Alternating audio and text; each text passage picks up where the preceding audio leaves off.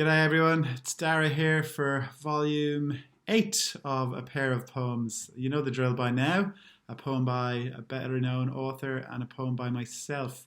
I try to keep the themes interlinked. The first poem I'm going to read tonight is by Elizabeth Bishop. And I don't know when I stumbled across this poem, but it was a little while ago and it just kind of hit me in the face. I can't remember who gave me the tip off to its existence, but I'm very grateful. It's a poem called One Art. I'll read it and then I'll give you the spiel. One Art by Elizabeth Bishop. The art of losing isn't hard to master. So many things seem filled with the intent to be lost that their loss is no disaster. Lose something every day. Accept the fluster of lost door keys, the hour badly spent. The art of losing isn't so hard to master. Then practice losing farther, losing faster. Places and names, and where it was you meant to travel, none of these will bring disaster. I lost my mother's watch, and look, my last, or next to last, of 3 loved houses went. The art of losing isn't so hard to master. I lost 2 cities, lovely ones, and vaster, some realms I owned, 2 rivers, a continent.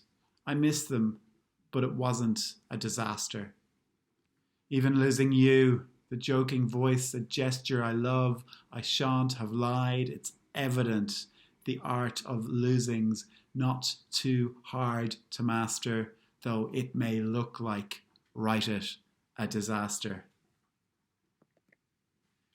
Gorgeous poem. There's a lot I love about this. I think, it's a Villanelle, which is a somewhat maligned form, I think, but it's something that I'm always drawn to, and I like that she hasn't been too strict. She's pushed the kind of guidelines to the limits, not repeating the repeated lines exactly. There's always a nice variation. The theme obviously is loss, and I think that's obviously topical at the moment. The world has lost itself in in a very clear kind of way. We've lost old ways of being. We've lost jobs. We've lost companies. We've lost freedoms. And we're all kind of coming to terms with that in different ways. There's a catalogue of losses in this poem, and her central tenet is you have to master this skill of losing things, because that's what's you're going to be faced with again and again. It's something that I have encountered in my life. There's been a deal of loss from these kind of trivial things like objects, which I've just learned not to care about too much, apart from some sentimental stuff. I'm generally, if I lose objects, that's fine. But even here she talks about the loss of places. I've certainly been in that situation. I've moved countries twice, and I have, like her, lost 2 cities. And even, this idea that losing relationships is not the disaster that you sometimes want to make it out to be in your mind. And, that's what we're all doing at the moment. We're making this situation out to be a disaster. And, well, at some points we are. So, yeah, I love the poem. I think it's a really good life skill. I meditate, and what you're doing in meditation is practicing not being attached to things, and that does help with grief and loss in my experience. This kind of acknowledgement, this realization that the world we're living in is very transient, is very impermanent, and is subject to change. That fact, once accepted, is a kind of, I guess, a torchlight on an easier way to exist in the middle of loss. That's what I feel anyway. I'm going to read a second poem, and I guess it is about a loss that I've experienced myself. It's called Buried Faith. The undertaker at my father's funeral brought in the priest. I was, quickly, averse. I'd long ago sent God off in a hearse, thinking to find my wisdom in the rational. I brushed off any solace that he offered.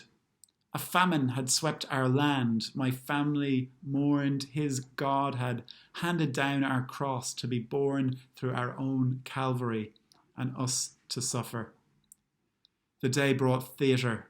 Storied stained glass cracked in the light, red merged with the greys. We eulogized and brightened.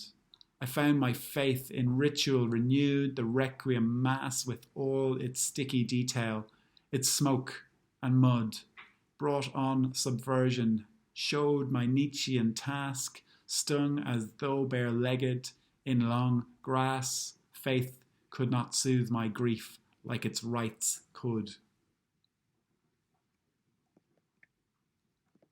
Yeah, so, well, one of the things I've lost is obviously a father, which happened about 14 years ago.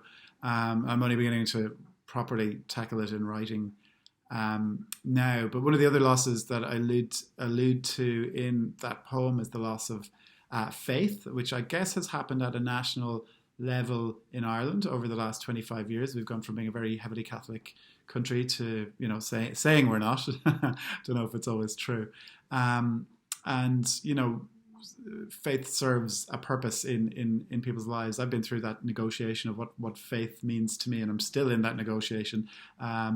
As somebody who's studied relatively deeply in a variety of Buddhist kind of influenced disciplines, I asked myself this question: what am I doing with this idea of spiritual practice, having lost or intentionally lost one? Why am I going about the study of another? And did I miss something in the first one that I wasn't aware of when I chucked it out? This is a kind of more specialized types of loss that I've dug into here. So I hope you enjoyed it. I enjoyed reading it as always. I've been having I lost a day today. I was having a few medicinal wines with my sister last night, and I've been feeling a bit delicate ever since. But it's not a disaster. I'm letting it go. Thanks for listening. I'll be back tomorrow with the second last of this series, and I'll see you again on Monday as well. All right, bye.